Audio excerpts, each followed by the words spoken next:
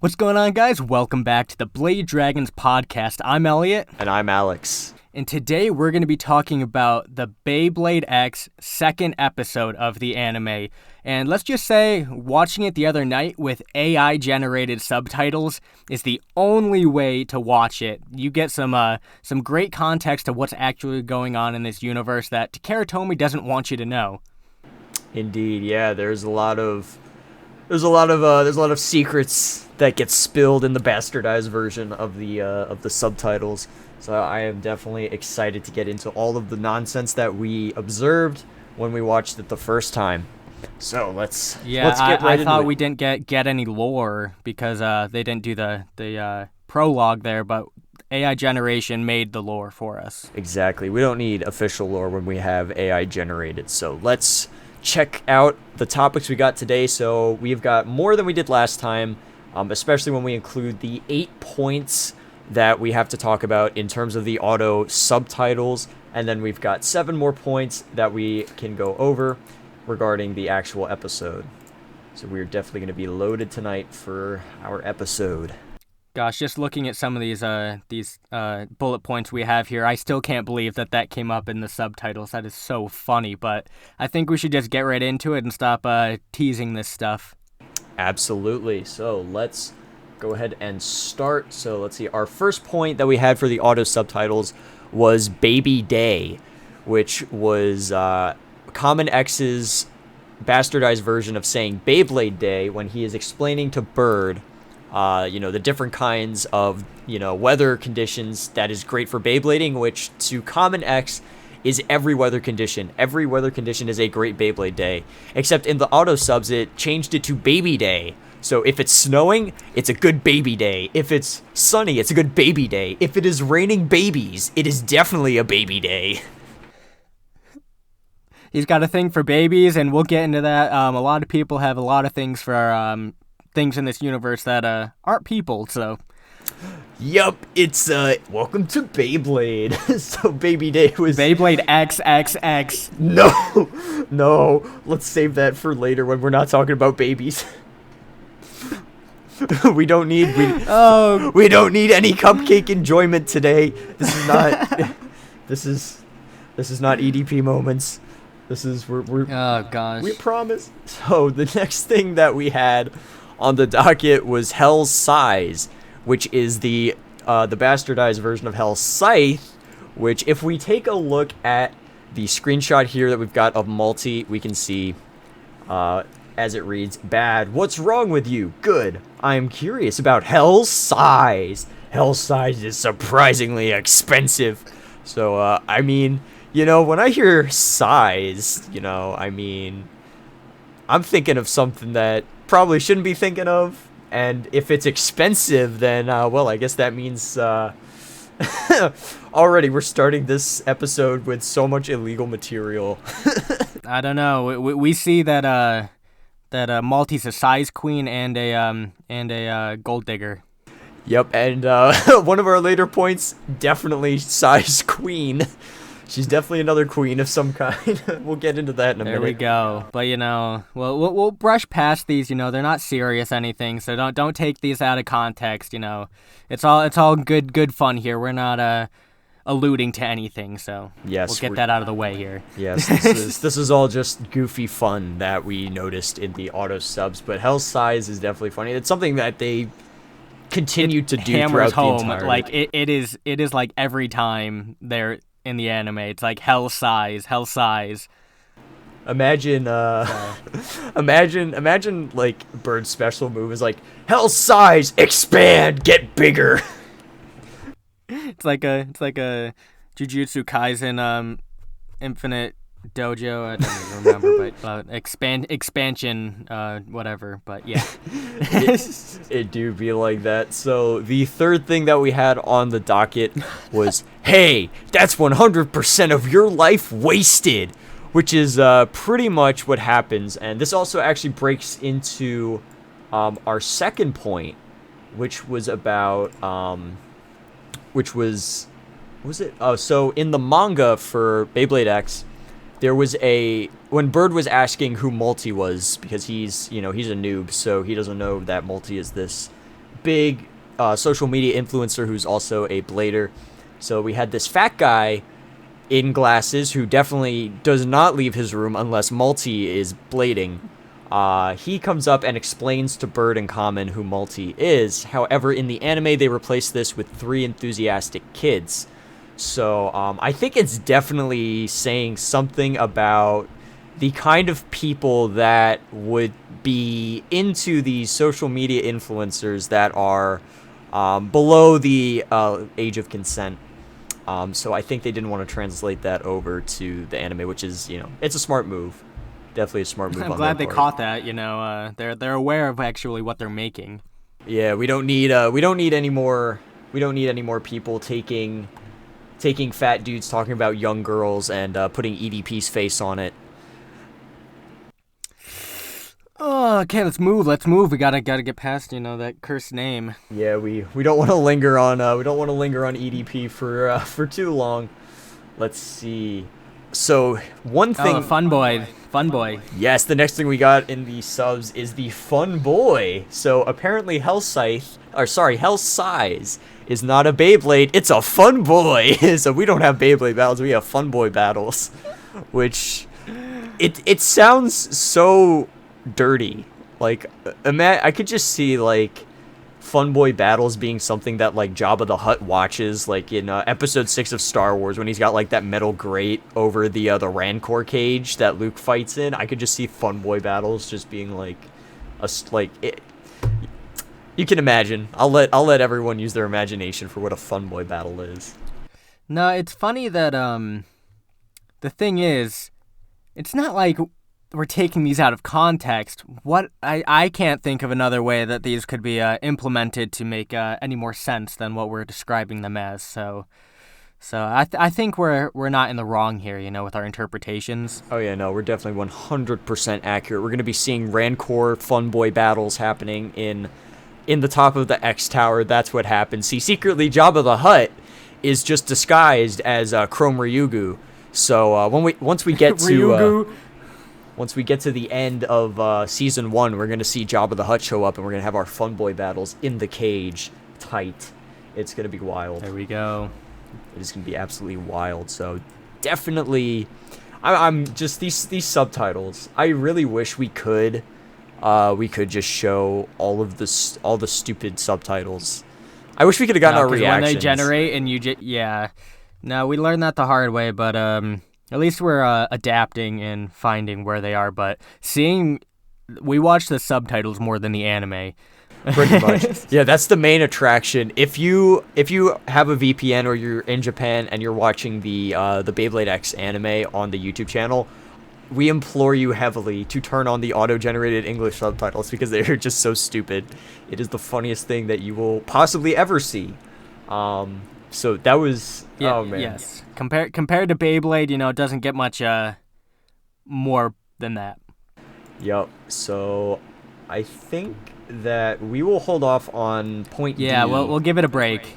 We're gonna hold off on point D. I do want to mention the next two that we saw were Be a Good Bird, which I believe Multi told to Bird before their battle, and then First Breeder, which I think was just like a mistranslation because they said Bird's name too fast, so it translated as Breeder instead of Bird, which was, I mean, I think Bird is a bit too young to be breeding anything. Well, I mean, he could be playing Minecraft and breeding animals in order to create a sustainable farm. He's got to breed those lambs and get the mutton and the wool so he can make banners and sell them to the villagers, But at least he is being a good bird. Yes, he is a good bird all the time. He's got, he's a good little bird. He doesn't fly away. His Beyblade might fly away off his launcher when he gets too excited, but yeah, in other words, he's a good bird. He's a good bird. He doesn't cause any trouble most of the time. And then the next thing we got is That Big Brother, which was when Bird dropped his Beyblade. Right after he dropped his Beyblade, these two very young kids pointed out that he dropped his Beyblade, and then people made fun of Bird. But the way that it translated was the kid was like, "Look, that big brother dropped his Beyblade," and it's like, "Whoa, wait a minute, Bird has secret family." I think that is a translation because I know Japanese doesn't translate 1-to-1. That what is it? Doja, I think is father maybe, but a lot of people do call Onaki, I think might be brother. That a lot of people refer to other characters as big brothers, but in America we don't, so it is something funny. Yeah, it's a very Asian thing because I used to go to an Asian youth group with my buddy back when we were in school, and our group leader, we called him Uncle Franklin, but that's like, addressing people that aren't your family, like your elders, you call them uncle or auntie, which I've definitely seen a lot of, but it's it's a very interesting cultural difference, but I've got a bit of a soft spot towards Asian cultures and those sort of like traditions that they do that we don't. It's interesting. It's way more proper. Like we're talking about Beyblade X, and you see the topics we're dwelling on.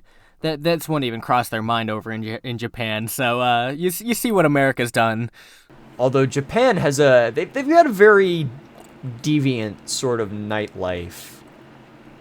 It's I think it's more on the taboo side than America. America's very loud and proud in this sort of context, and then but it's very interesting. Culture is a fun subject, and the last thing that we've got for the auto subs is Wizard of Lore, which is not as funny as Hell's Size, but it was they did that. They did say that a couple times after Multi brought out Wizard Arrow.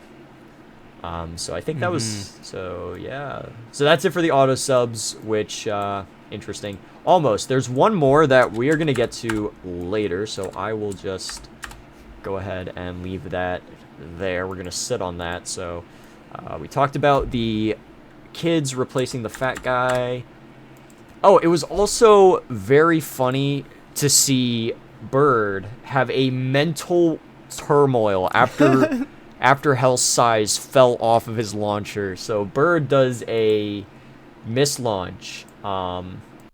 It wasn't even a mislaunch. It was literally just dropping his Pretty much, yeah. He put his Beyblade on, and then it was secure until he kind of like moved the string on his launcher a little bit, and then it what did it do? Sorry, I was making sure the screenshot didn't dox you by accident. No, you're fine. No, but we did learn that there are new rules that we didn't know about in previous generations of Beyblade, because no one's been that much of a baby to not know how to launch their Bey, even though when Kenta is literally a 4-year-old crying about his Beyblade. But no, apparently there's a 2-limit fault for launching your Bey, like in tennis or ping pong, that apparently you lose a point when you mislaunch twice, I believe is what they said. Yeah, so if you do a misshoot or you drop your Beyblade or whatever, it counts as a fault. And then if you do it again, then you lose the match, which is very interesting to see. And I think it's funny that this was something that they included, the fact that you can, the fact that Bird even dropped his Beyblade, because I don't believe that was in the manga. If I recall right. No, that caught me by shock, and especially his reaction. Yeah, just the fact that he's like, I dropped my Beyblade. Oh, what am I gonna do? No, it was literally like, oh, my it was an existential crisis in like anime. It's like, oh, my arm just got chopped off. Bird was like, my Beyblade touched the ground. It's no longer sacred. Yeah, it was a thing. I mean, like, it happens in real life all the time. So I think it was kind of funny to see that it parallels the real life products, and I wonder if that was the animators and Takara Tomy giving a nod to the fact that Beyblades falling off the launchers in the X Gen is somewhat common. That's something that I've seen plenty of times. But yep, no, I've had my fair share of battles and back to back to back, and I'm like, okay, it's been like 5 minutes now, and I haven't even been able to launch my Bey. We'll scrap that take. Yeah, no, it's you gotta love it. But yeah, so it was funny to see that happen, and then also Bird just freaking out and losing it was kind of amusing. Very much so. I love how we're making fun of this dude for having a mental breakdown of sorts. Oh, how about yeah, all those screenshots that I shared should be valid. That Yeah. Um, oh, we didn't show this one. I forgot that there were multiple. Yeah, so this is the other one of Bird like freaking out that we have. Oh yeah, this is where they explained the next missed shot will be 1 point for the opponent, and me Bird will lose at that point. yeah, I did. Apparently, I didn't get a screenshot of him actually physically brain dead, but if I think the next one might be his patent pending launch position. Yes. So we do have some very interesting launches. It's all in the legs, you know. We learned that in Metal Fight or in Burst. That's all in the legs, and that is peak athleticism right there. Right here, ladies and gentlemen, this is it. This is what we're looking for in our Beyblade launches. We're not talking about Tyson's awesome jump launch. We're not talking about all of the different launches like Rush Launch from Burst. We're not even talking about the insane dual Benkei carrying Kenta on his shoulders, whatever the hell that launch was in Metal Fight. No, squatting down like we're gonna take a shit. Bird is about to launch his Beyblade and drop a fat one on the floor at the same time. The ultimate combo move. That's my secret. I'm going to distract the player with my feces, and then I'll win. And then I'll cause them to mislaunch, and then I'll get the point. Exactly. It's all in the strategy. Bird figured it out. Yeah, Beyblade X is just a big mind game. It is. You drop some feces on the floor, you throw your opponent off. It's all part of the sport. It's all part of the sport. Our ancestors, the primates, have been doing it for millennia. We're just trying to adapt now. Exactly. We're bringing it back. We're making poo flinging a new thing. That's gonna be Beyblade XX. Oh man, 2 bays, 1 stadium. Oh. I had to. I'm sorry. What are we doing? Gosh, this podcast is just... I don't think it even got on the right foot yet. This episode has just been innuendo after innuendo. I think we have to not watch with subtitles next time. Otherwise, it's just gonna be another literal shit show. We're never actually gonna cover the anime. No, see that's what we do. We just make our own anime, and that's what people watch now. Yup, we make our own lore with excessive poop jokes and EDP references. But see, the best part is we don't even have to animate it. That it's already animated, but the subtitles are up our alley. Yup, the subtitles bring it. That is what happens. But yeah, so definitely Bird's launching technique is interesting, and it begs the question. Actually, getting back to talking about Beyblade now instead of that kind of matter. I wonder if we are gonna see different launch techniques. If we're gonna see, like the tilted launch. If we're gonna see sliding shoots. If we're gonna see different strategies, because we have to keep in mind that they've got the X line to worry about. So I think it might be possible if we get like a tilted launch where it's meant to ride the entire length of the X line to get like a supercharged attack. So I wonder if we're going to be seeing, different launches that coincide with the X line as well as just, general battle strategy. Nope, there's a lot of potential. That's what Ilinuk commented on one of my videos and was like, I'm not a real fan of what they've done, that they need... there's not much lore or anything, and I responded and I was like, there's potential, but we'll just have to wait and see. For sure, yeah. We've got all kinds of things that we will be seeing in the anime. So let's see. I think the next. Oh, Bird did use the X line. Yes, Bird did pull off an extreme dash. This was his first time using it after he watched Common X. So I think one thing is that people have been kind of, trashing Bird. And, he sucks at Beyblading. He got his Bay crushed by Takumi Ishiyama in the first episode, and but you have to give him props for the fact that he even attempted an X dash, and he managed to mostly pull it off without failing. It seems like the X dash could be something where we see like an amateur use it and then they fly off the line or miss entirely. But Bird actually did a good imitation, and even though Multi was able to parry it, just the fact that he pulled it off was pretty impressive. The one thing that I don't think the anime touched on was in the manga, they addressed that Bird had Hell Scythe for 2 days, but in the anime, it looks like they go straight from getting Hell Scythe to this battle.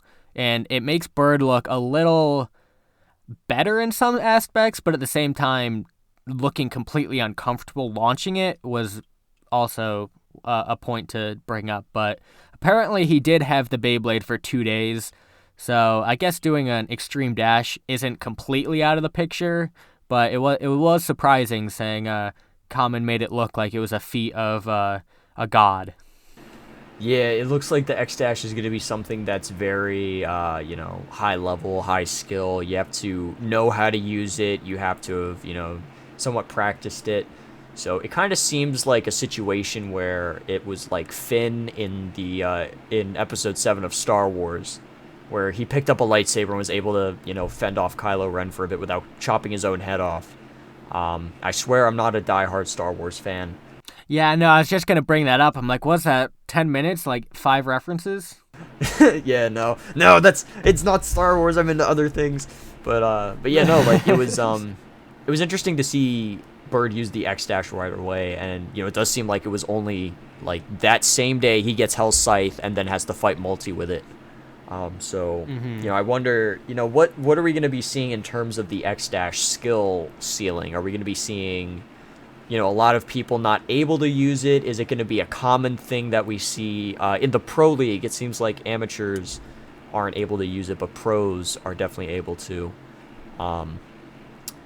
Multi never used it so far, so what does that say about her?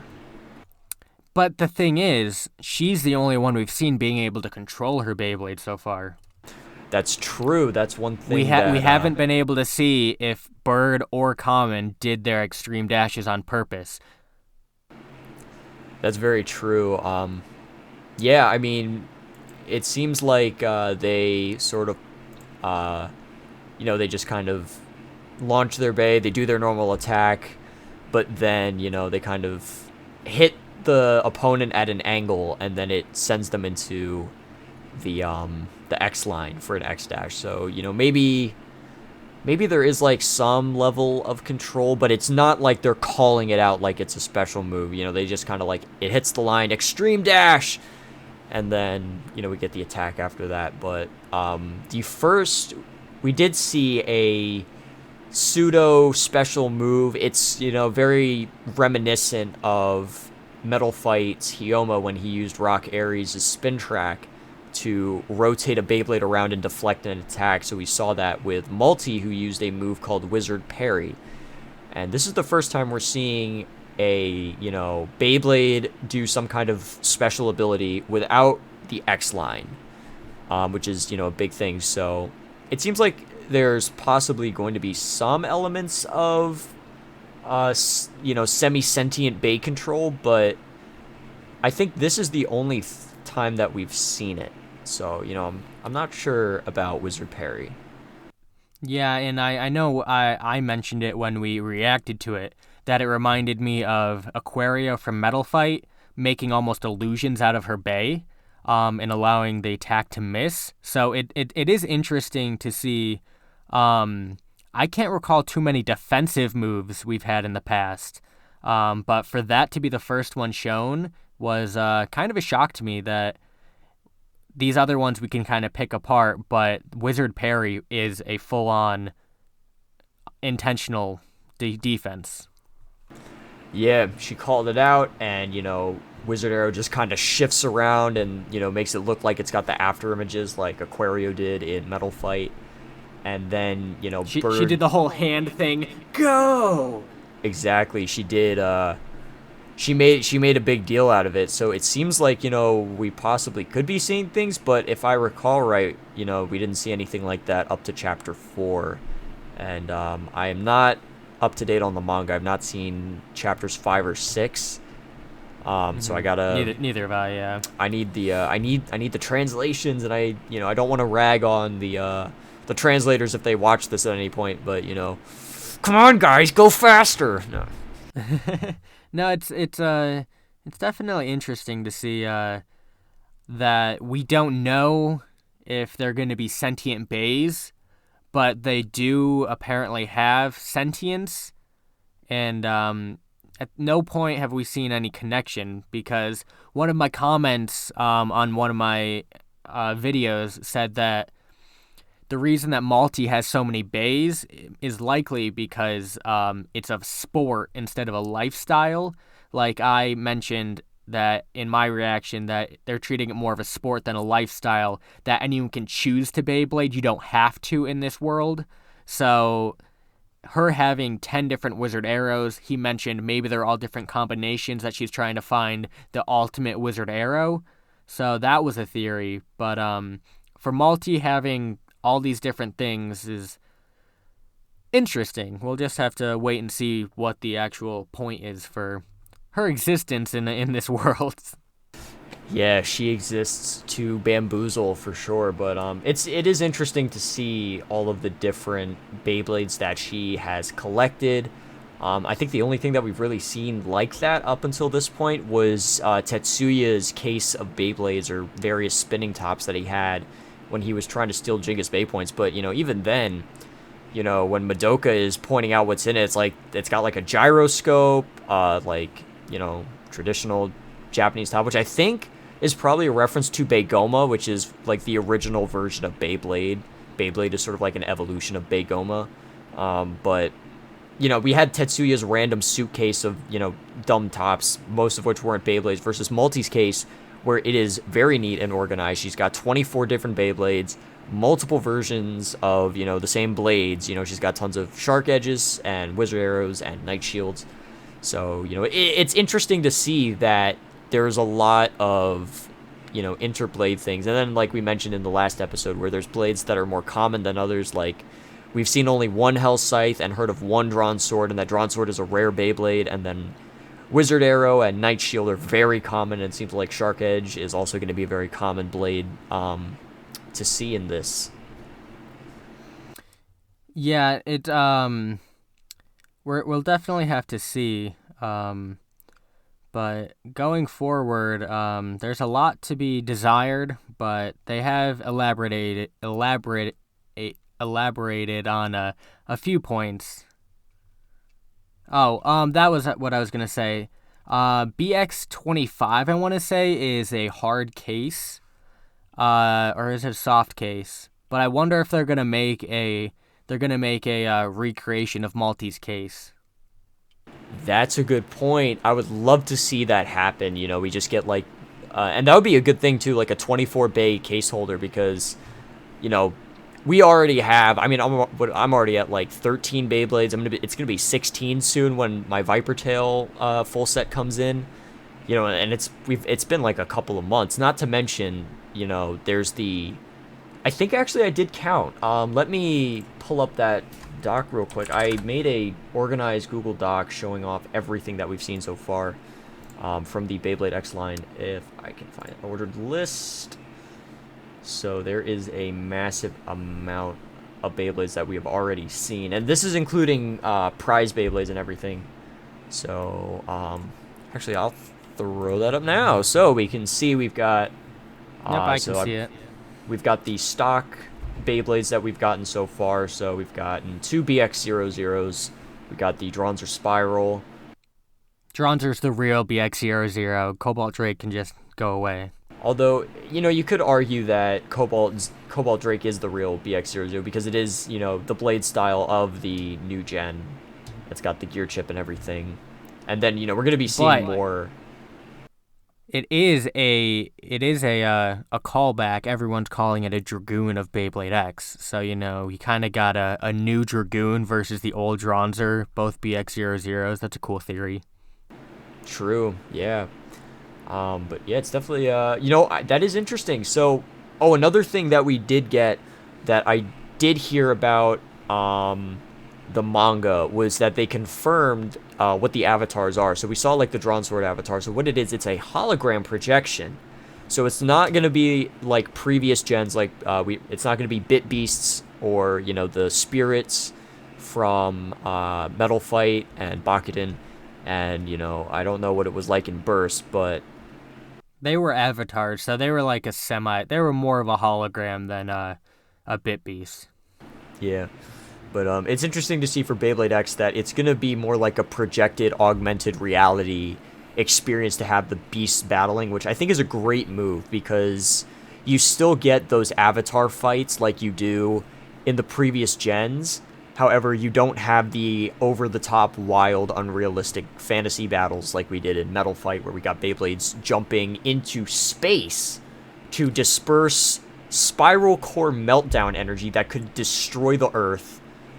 I need to point that out. One day we'll do a whole thing where we crap on Metal Fight and how ridiculous it took Beyblade, because like watching Bakuden shoot, and I haven't seen all of Bakuden shoot yet, but I've seen season 1, half of V-Force, and I'm working on G-Rev, and then I've seen a fair amount of Burst here and there, season 1 all of it, and then clips from other seasons, and they don't come anywhere near to how just unbelievable Metal Fight gets. But it is nice to see, going back to Beyblade X, that we're getting a differentiation between the fun avatar battles of the past and then the more realistic take on the Bay battles. Indeed. But yeah, so anyways, we kind of got sidetracked from the mission, which was counting out all the original bays. So for original bays, we've got Dronzer and then Drake, Drawn Sword, Hell Scythe, Wizard Arrow, Knight Shield, Knight Lance, Shark Edge, Land Claw, Viper Tail, Rhino Horn, Drawn Dagger, and Hell's Chain. It makes 13 original Beyblades so far that we've seen. And then we get our recolors and our reparts from boosters and deck sets and prize bays. So we've got the Hell Scythe Limited from B4, which is gold color. We also have a G3 tournament prize set, which is Knight Shield. I do believe that the parts were split up, though, so this isn't like, you can't... This Beyblade was all together. This one, the parts were separated, so it's, and then we've got the Wizard Arrow booster, Knight Shield booster, Hell Scythe on the deck set, Wizard Arrow on the deck set, Knight Shield on the deck set, the Shark Edge from the random booster, Drawn Sword from the random booster, Hell Scythe from the random booster, Knight Shield from the random booster, Wizard Cheetos, our lovely Mean Beyblade from random booster, and then we have the 2 Viper Tails from the random booster, Drawn Sword and Wizard Arrow from the entry set, and then the Knight Shield, Shark Edge, Knight Lance, and Wizard Arrow from the new deck sets that are coming out, which adds up to 20 more Beyblades. So far, we already have 33 Beyblades. Technically 31. Oh, gosh. Technically 31. That you can buy. Yeah, 31 that you can buy, and 23 that we've seen, including stock recolors and whatnot. What did we just say? 31 bays that we can buy? Yeah, 31 bays that you can obtain that aren't like super limited. Cobalt Drake might be a stretch. We'll go with about $25 per bay. That is $775 just in Beyblades, not accessories. Oh. In the first 2 months. I hate that. Oh, yeah, I should. I can update the. I'll update this table soon and add the price of all of the products. But I mean, Beyblade X so far has been pretty expensive. But that's also factoring in fees for shipping and handling fees for some of the websites like Zen Market. They've got specific fees for that. So there is a lot to account for in terms of... even without recolors, those 13 bays is still, was that $325? Yeah, 13, so about 25. Yeah, it'd be 325, yeah.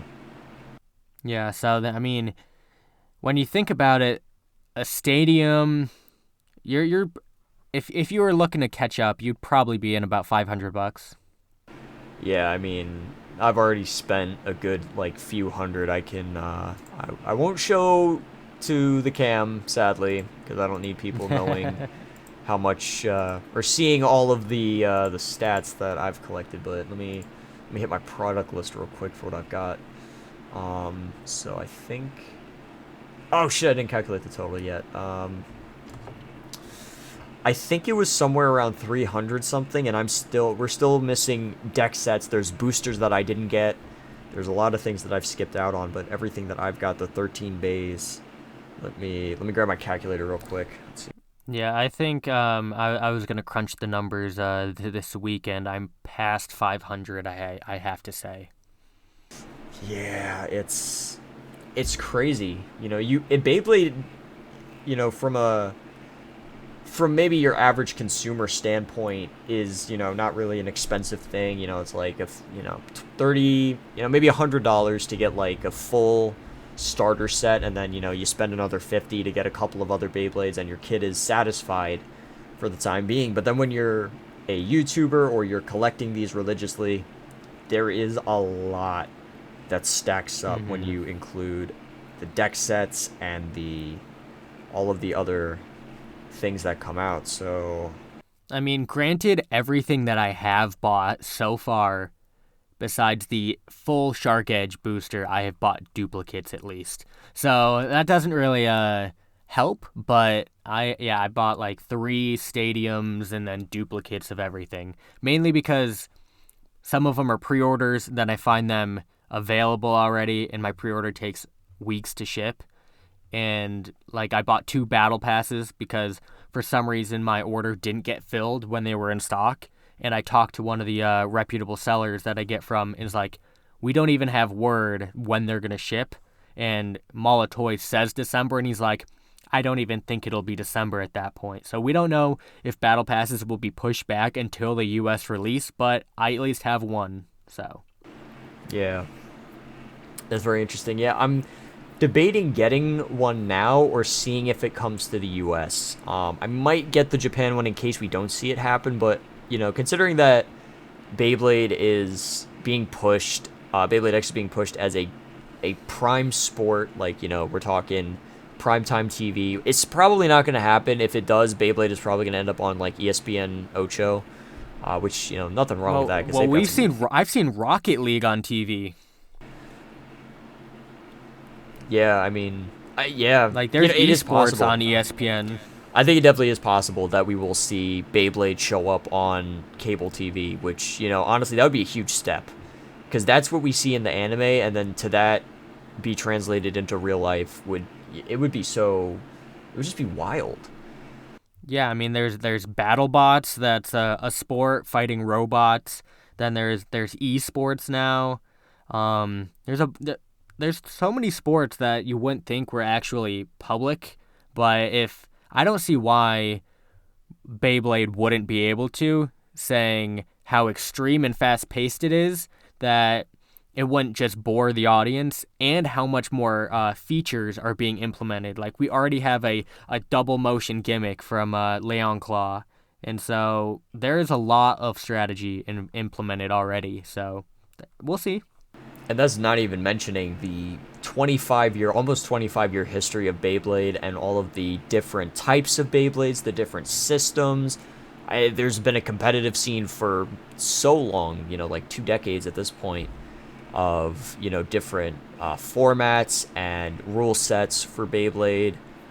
So, I think definitely at this point, I think it's worth justifying Beyblade to be a complex and, legitimate primetime sport. I mean, Lord knows I would pay whatever it costs to have Beyblade primetime World Championships on TV. Every Thursday night. Move over football, move over soccer, move over baseball. It's Beyblade time now. Prime Video Beyblade X Thursdays. Exactly. I would 100% tune in for those.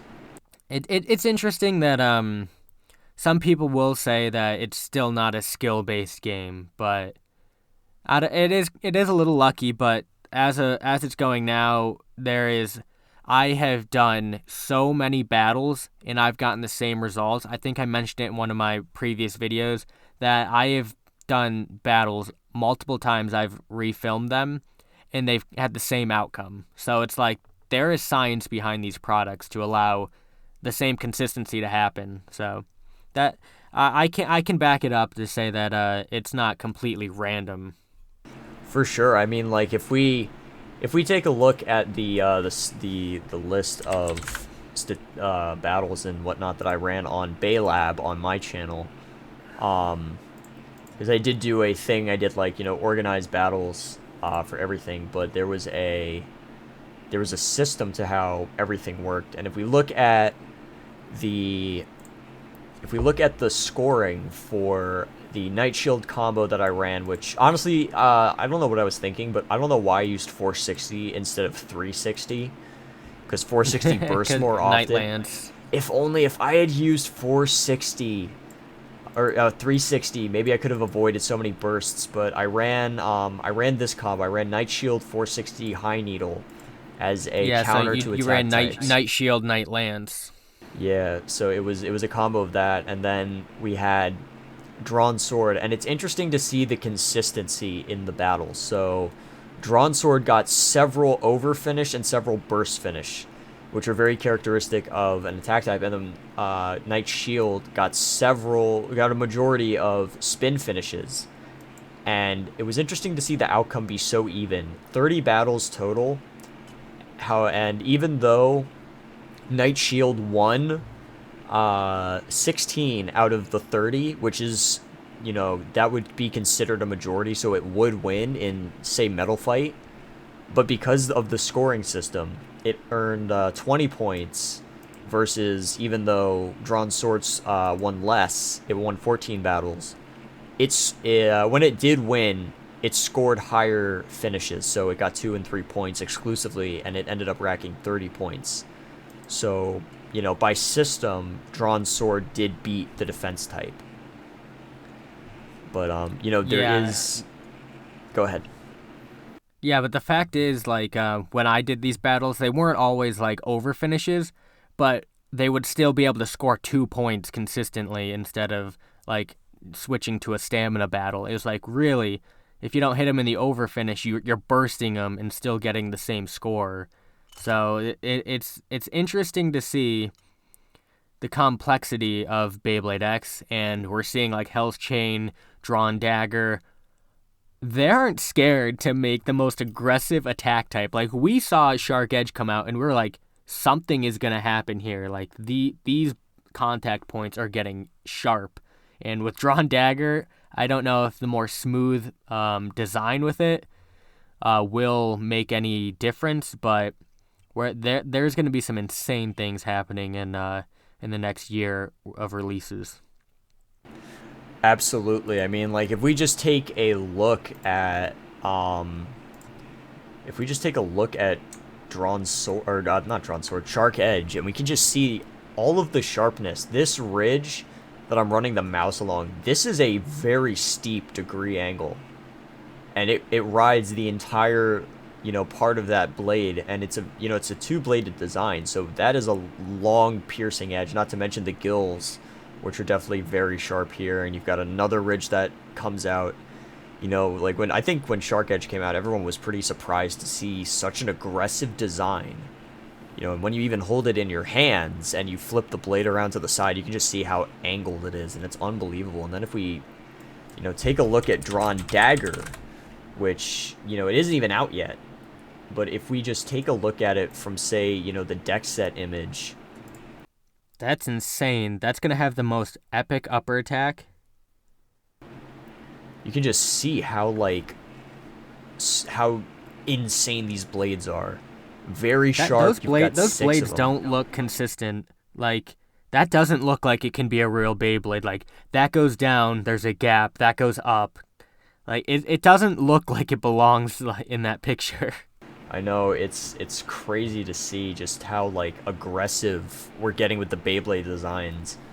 And, I think that's definitely some of the appeal of Beyblade, is how aggressive, especially in Metal Fight, was how aggressive the Beyblades were. You have, like, Galaxy Pegasus, which is a very sharp-edged Beyblade, very low as well, and then it also had a fast rubber tip paired with that very aggressive wheel. And now we're getting... Throw in Gear Sports, and this bit here, actually, with Drawn Dagger, it has a 10-tooth bit instead of the typical 12 that we have been seeing on every other release.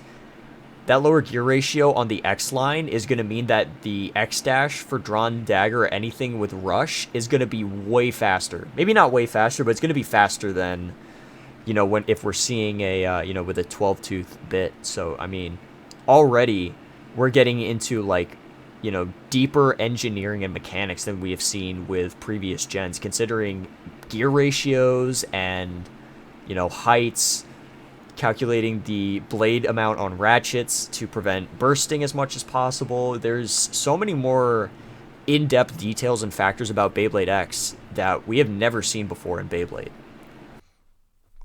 Yeah, I'm very excited with how much science and strategy that they're able to implement into such a simple concept.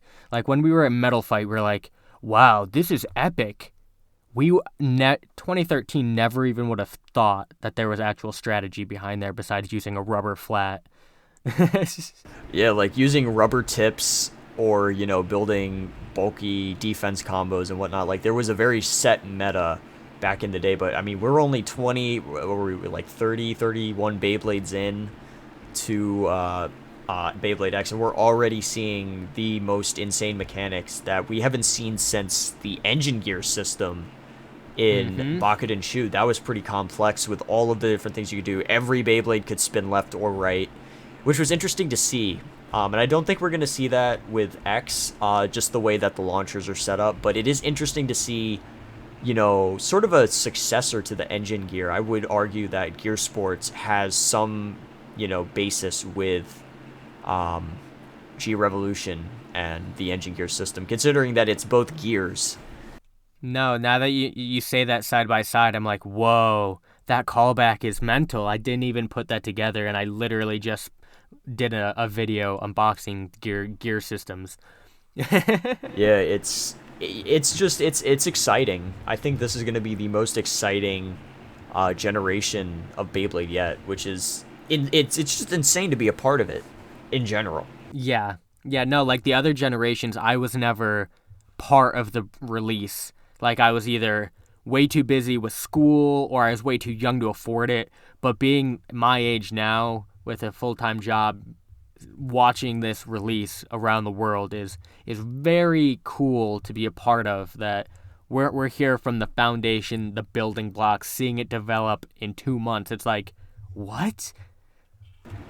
Yeah, we went from several concepts over multiple years, and now they're bringing the best of everything, and Takara Tomy is slamming it out of the park with all kinds of new concepts. I mean, Extreme Gear Sports alone, I've already proposed the double-decker stadium where we see the X line elevate, and we get a stadium where you can change the elevation of the ending of the X line to, do, dive attacks.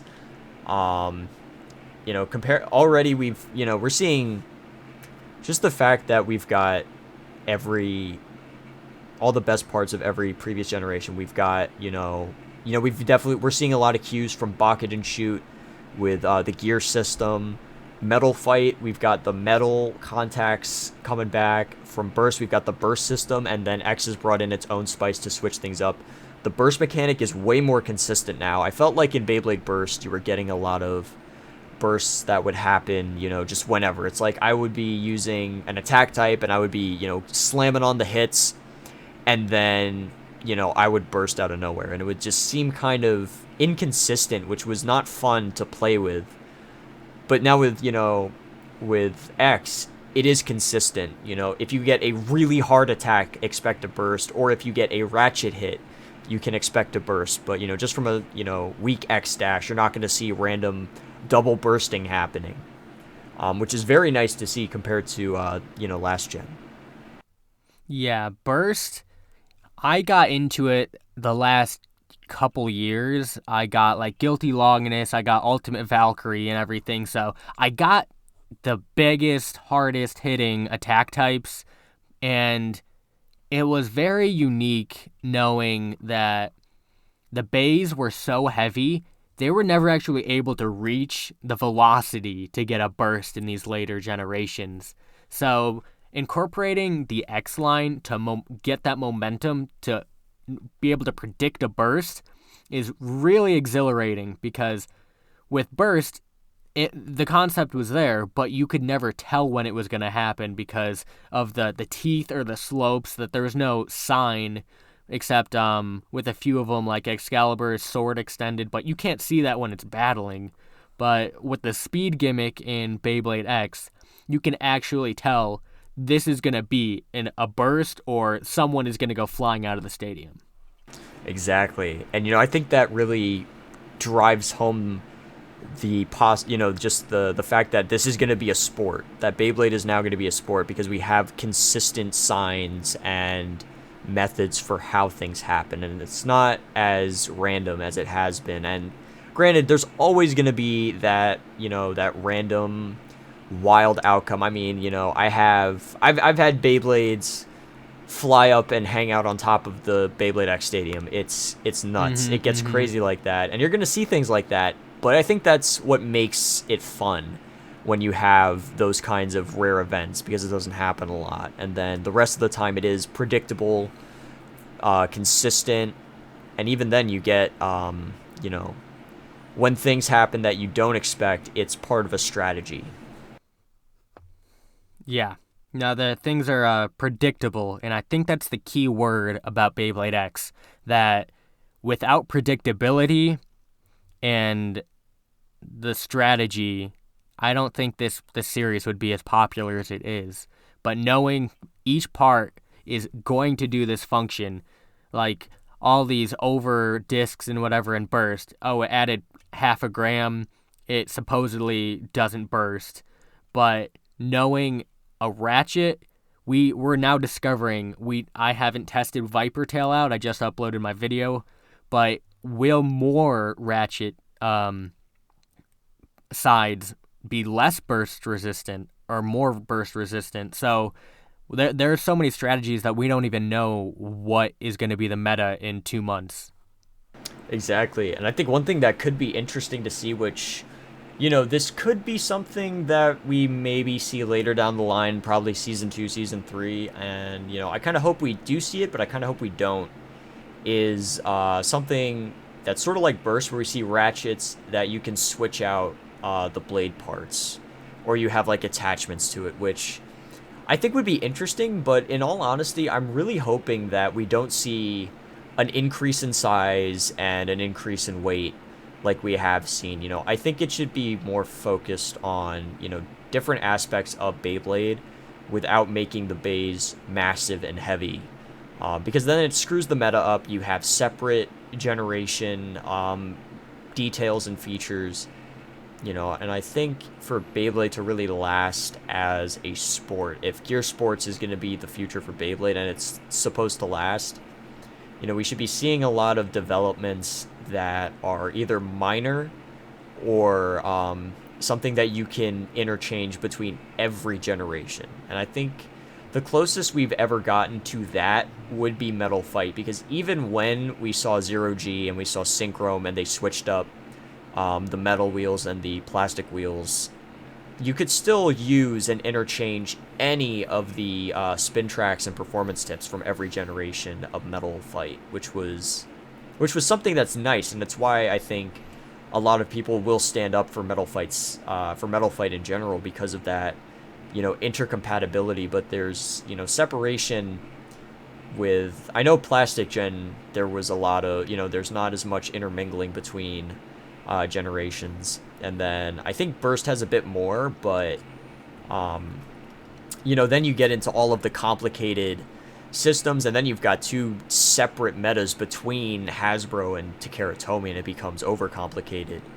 So that's what I hope X doesn't do. If it gets too complicated, it will die out. And that is historically how Beyblade generations end, is when you switch up the generation too much and it doesn't, connect to your older Beyblades. So I think stadiums and focusing on the gear aspect of Beyblade X is going to be the key for its longevity, because there's so much more you can do with that than you could with the Beyblades without ruining the meta. Yeah, the foundation is set in stone.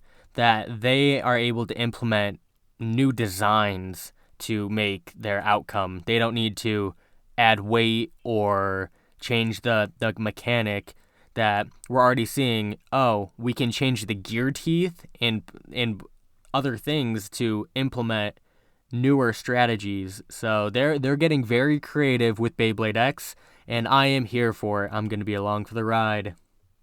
Absolutely. Just coming up with workshopping it a little bit. I think one thing that would be cool would be to see them design new bits that you can interchange the gear teeth. So you get they what did they do? So it's like you slide it onto the bit, or you like connect it on, and it locks in, and it can't be taken off mid battle like the burst system, but then you have durability issues. And I think that's one of the biggest caveats to Beyblade X right now, is just the fact that there are confirmed problems with the durability, metal parts breaking off, plastic getting shredded with a few battles. I mean, I'm already seeing some of my stuff get, very deep cuts and scratches. The metal is getting scored to all heck. No, my Drons are my Drons are S. The plastic is severely dented. A few more battles. I haven't been using him since we've gotten these new bays, but if I was still using him as hard, I bet his ratchet would have a crack in it. And along with my drawn sword, those were the two first bays that I got. Drawn sword is sharp. Like, he has been melded into having sharp edges now on his contact points. Like, if you go to pick it up, you could get cut because the metal is just that soft that it's conforming to hard hits. Yeah, so there's definitely a bit of a problem there. It could be a potential hazard. I don't want to see someone genuinely have their hand sliced open, trying to pick up a Beyblade. And honestly, I should probably start fearing for my appendages when I go in to, grab my Beyblades after a battle ends or a battle fails. But they hurt. Yeah, I mean, I haven't been smacked yet. But I've definitely grabbed a Beyblade mid X dash at full launch power to reshoot it, and it kind of hits into your hand, and it's not the most pleasant experience. Metal fight, there was definitely it's like, oh, it's metal. What if I pick it up, my hand's coming off. If you have a drawn sword that has been through a lot of battles and it has sharper edges, maybe one day it will take somebody's hand off. Drawn dagger looks painful already, and he's stock. I can't wait to see drawn dagger. Like this edge here, I feel like it could get pressed and just become like a 90-degree sharp angle, and it's like you go to pick it up and it just cuts through your hand. Well, I think that's a topic for an experimental video. Hopefully no one ever has to experiment with that, but Indeed. I think the concept of X and the anime is heading better directions than what we saw originally. For sure. Next time on Baylab, watch us intentionally sharpen our Beyblades to cut somebody. No, we're not going to do that. This episode of Dragon Ball Z, Drawn Sword goes Super Saiyan and slices a tomato in half, makes his own ketchup. That would be so funny. Beyblade made ketchup. Pink Sauce Lady, we're giving you new ideas. Listen up. We're going to bring you out of debt. Don't even need a blender anymore. I got Drawn Sword.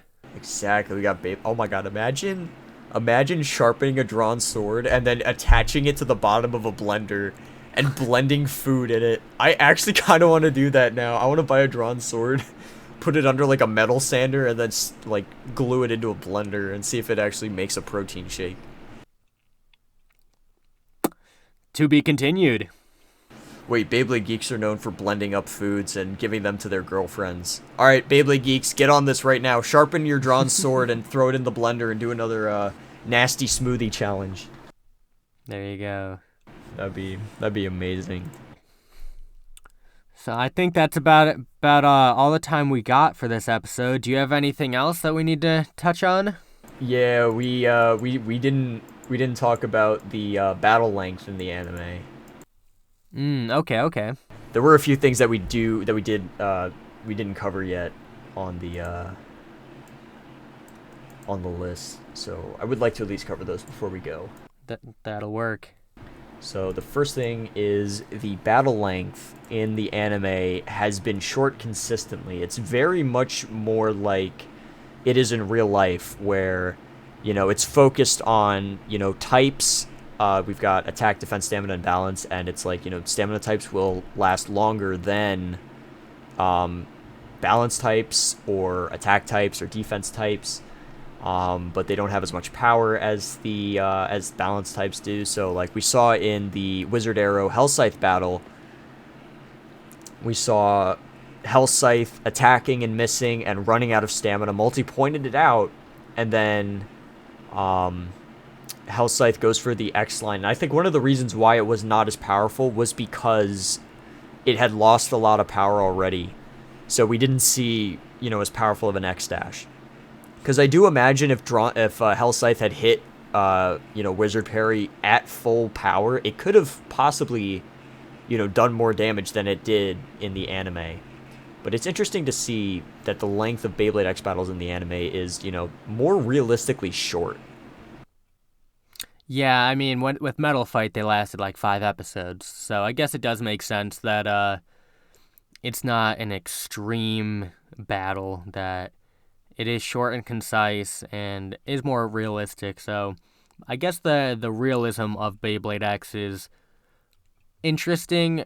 I preferred it not to be, but as we will see, maybe putting the length of battles in will allow more battles to happen with more awesome attacks. But we haven't seen the scoring system be implemented yet either, that it's a one and done.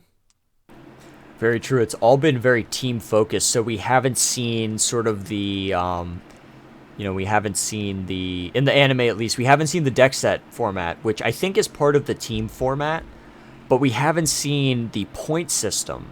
As you mentioned, we haven't seen spin finishes being 1 point. We haven't seen, burst and over finishes being 2 point. We haven't seen extreme finishes being 3 points. It's just whoever wins on the team gets a point. All of the other Beyblade, World Series or, tournament championships that we've seen with teams. So it's interesting to see that the team aspect is getting pushed. And it's also interesting that multi messes up the three bay deck set format that, I think a lot of people thought we were going to see. And that we have seen with Team Phalanx and Team Zuganic, where they each have 3 members. Each of them have 1 Beyblade that they use, which is like, tournaments where you have a deck set of 3 Beyblades that you can use to battle. But, we haven't seen, person versus person battles where it's up to this many points. So it's like up to 10 points, and they do, multiple back and forth. So I think the battles themselves are realistic, but the scoring system hasn't been shown yet. So it's kind of interesting what they've been doing so far. Mm-hmm. So that's definitely more realism, but less realism in certain aspects. They're not super consistent with what their rules have been stated yet. But as we say, it's only the second episode. We got 49 more episodes at this point. Yep, we do. Now, another thing that we noticed in episode 2 was possibly a mistake, but maybe not. So, Hell Scythe went out of the base stadium in possibly the wrong spot. So, if we take a look at our screenshot here, we can see that the way that it works is Hell Scythe kind of hit Wizard Arrow, who's in the center, and then hit the X line, went around, and then went through Wizard Parry, but it looked like it went straight through Wizard Parry, so it would have ended up over here. But instead, it gets redirected around this way and flies out and ends up all the way over here. So, did it get, thrown out to the side this way where it would have landed here, or, did it go straight through and it would have landed here? It was sort of ambiguous the way that it looked, but just from like watching the episode, it looked like it went straight through and should have ended up over here. Yeah, it could be an aspect of the quote unquote rush of the anime series, but hopefully we don't see too much overlap or overlooks in the animation for this generation. For sure. I would hate to see, a season that comes out and it's very choppy and inconsistent with the animation. But if it does, maybe ADK gets let off the hook for this, and then we get to see a new studio come in. I would love to see ACGT animate Beyblade. They did Initial D 4th stage in, I think, 2006, and it is, in my opinion, the best looking stage of that anime. They did a really good job with showing the nighttime street racing battles that none of the other stages really could, do as well. It had a very consistent art style. Nice. So yeah, I would like to see a new studio other than ADK do Beyblade. I mean, we did see that with Metal Fight, where Tatsunoko did Metal Fusion, and then Synergy did Fury, Soul Blaze, and all of the other seasons. And then I think the last thing before our last meme was just the expositional nature of episode 2. That's something that you would think would be episode 1 exclusive, but there was a lot of exposition for episode 2, especially considering we only got one battle and it was very short in episode 2.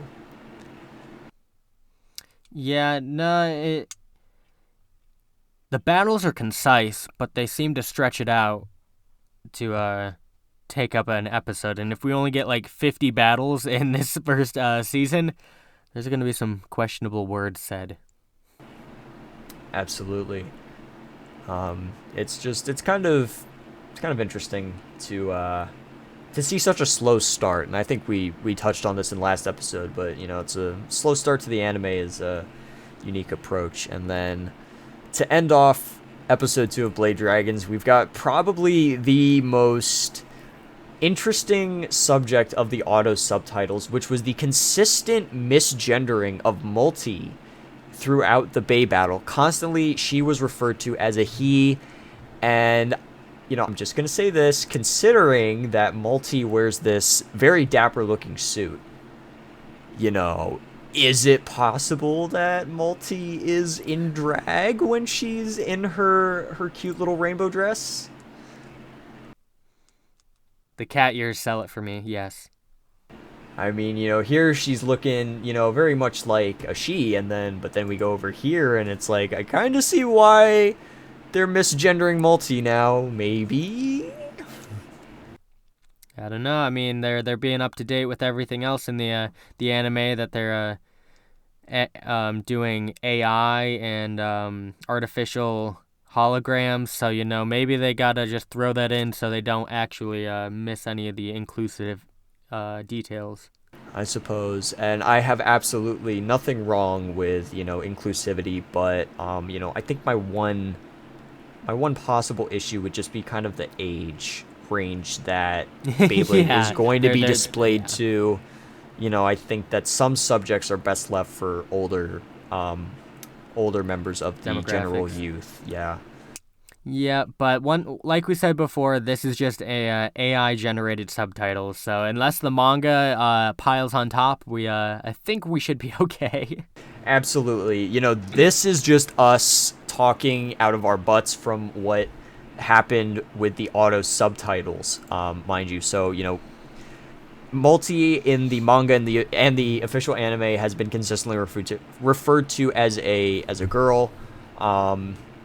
She definitely has a very what's the word I'm looking for? She has a very Feminine. no, it's I don't know what word what I'm trying to use. It's not like it would be touchy. It's not like a touchy subject word. I'm just damn you English language and all of your stupid synonyms. But like Multi has got a phenomenal wardrobe that she's shown us so far. I mean, we've got the suit for Night Shield. We've got the cute little dress skirt for Wizard Arrow, and then she's got her, her little hat, and she's got her striped shirt and everything for Satchel. just walking around during the day. So it's really cool to see that Multi has such a dynamic personality, and I wonder if they'll play this into having, her having some kind of personality disorder, which, it's Beyblade. I doubt they would touch on something that serious, especially in this day and age. Like Metal Fight was kind of brutal in what they showed. I mean, they showed Jenga's dad almost dying. They showed Doji dying, essentially, until he came back. They showed Ryuga die. They showed... Yeah, there was a surprising amount of death in Metal Fight, not to mention all of the gruesome Bay battles that happened. I mean, there were some things that genuinely, as a kid, I was like, oh, that's so tense. I mean, especially when Reggie kind of seemingly went after Kenta fell into the stadium after their battle. Like, that was interesting. Would Reggie have gone as far as to use Poison Serpent to shred Kenta? The world may never know. He would have sliced Kenta up like ham and put him on a sandwich. Cold cut Kenta. Cold cut Kenta with drawn sword. Exactly. Yep, right there. Put him in the blender. But yeah, so I think on that note, that is all that we have for the second episode of the Beyblade X anime, and I definitely think we did touch on the toy line a lot as well, which I'm pretty happy we did incorporate that as well. There was a lot of good stuff that we got, put out in that topic. Shout out to anybody who watched our first episode. We got like 25 of you, which is a lot better than I was expecting. We got, I think, 5 new subscribers, so shout out to you guys. Chances are you probably aren't watching this right now, but if you are, appreciate you. But yeah, I don't have anything else to add. I'm looking forward to our weekly podcast. We get into some good discussions and cover some good points, and as fast as the series is moving, we will have a lot to talk about going forward. Absolutely, and definitely hope that we can get some special guests on every month towards the end. That would be a lot of fun to definitely break down with outside perspectives every so often. So we will see about doing that. Yeah, I think that's it. Make sure you guys check out our YouTube channels and our Instagram accounts and our other social media that we've got. And yeah, so we will see you guys in the next one. Sounds good. Blade Dragons out. Something like that. We'll work on an outro. See you guys in the next video. Take care, everybody.